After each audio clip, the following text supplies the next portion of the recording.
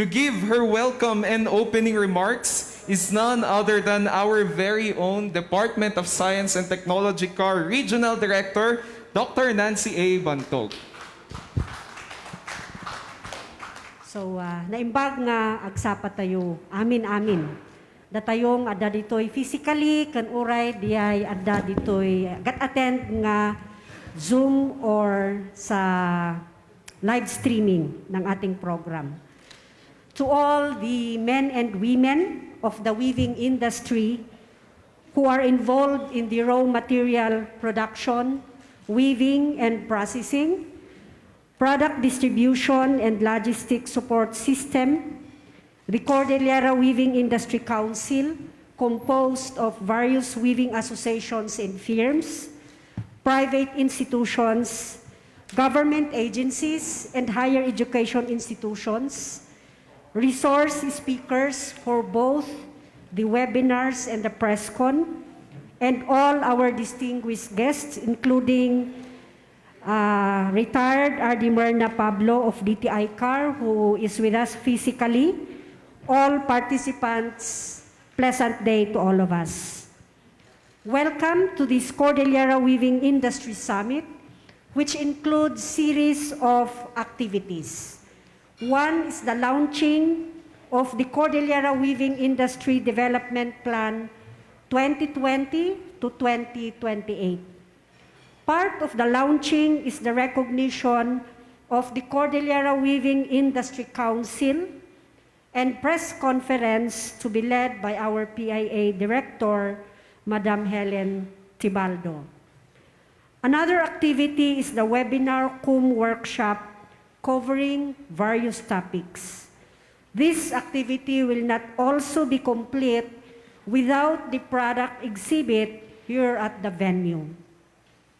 By the way, no less than our agency secretary, Professor Fortunato T. de la Peña, extends his warmest greetings to all of us in this occasion and best wishes as we progress forward. Living in the pandemic era, we are doing these activities hybrid, limited face-to-face, and virtual as well. The event too is webcast live in the provinces. A while ago, the participants were duly acknowledged by our Masters of Ceremonies, RD Helen and Sir Shan. But allow me again to recognize the passion, commitment, and presence of the micro, small, and medium enterprises in the weaving industry, members of the council, partners from the media, and NEDA-CAR as Secretariat and Vice Chair of the RDC. Weaving is an esteemed tradition among the peoples of the Cordilleras. Generations of skilled artisans and entrepreneurs from our communities and various enablers, both in the government and private sectors, have eventually transformed the traditional weaving craft into a niche industry of our region. Much have been done in the textile industry, like fiber and natural dye discovery, production, and processing, mechanization and innovations in the processes, designs, marketing, among others.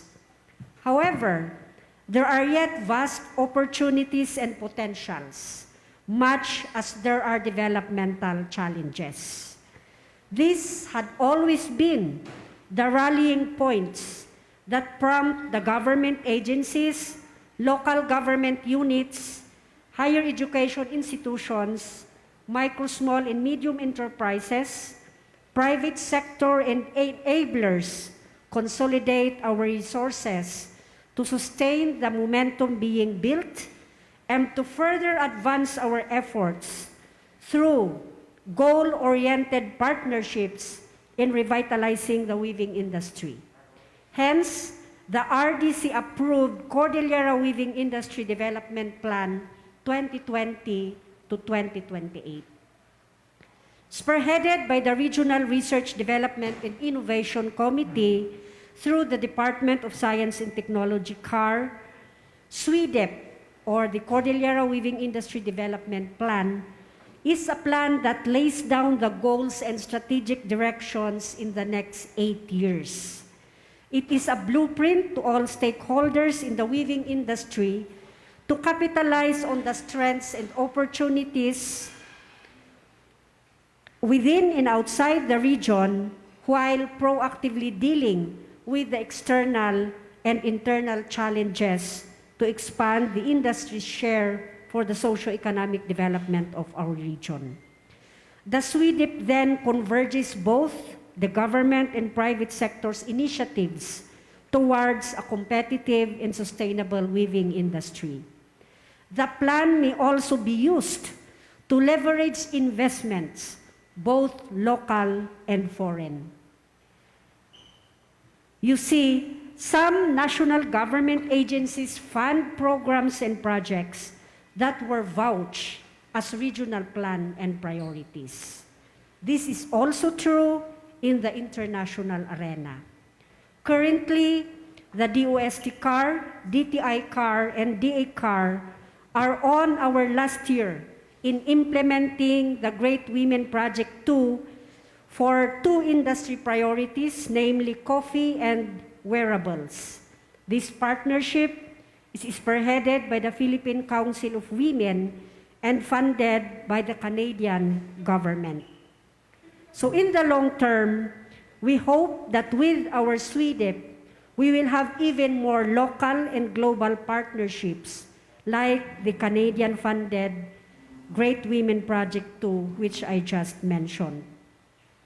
Moving on, as part of the plan, the DOST-CAR has convened the Cordillera Weaving Industry Council, and this week, Cordillera Weaving Industry Council is the body responsible for the implementation and monitoring of the plan towards securing the vision, mission, and goals for the weaving industry. Rest assured that we at the DOST-CAR, along with our co-chair, Narda's Handicraft, and Vice Chair DTI-CAR, are steadfast in our roles to work with the 37 strong members of the Council. Moreover, the Council took this opportune time to hold this week-long Cordillera Weaving Industry Summit as part of the 34th Cordillera Month celebration. Various weavers and artisans in the locality are with us for an array of activities that highlight developments in the weaving sector and to continue their capability building activities. From webinars to training workshops, this shall further familiarize our weavers with contemporary fashion trends, basic handloom and pattern drafting techniques, and multicultural pattern drafting. These activities too will surely harness their creativity and make them adaptive to the new normal, especially in the fashion industry and the digital marketing systems. The product exhibit right here in our venue proudly displays the loom weaving products from local weavers and creative designers. Make sure to grab a product or more before you leave the venue.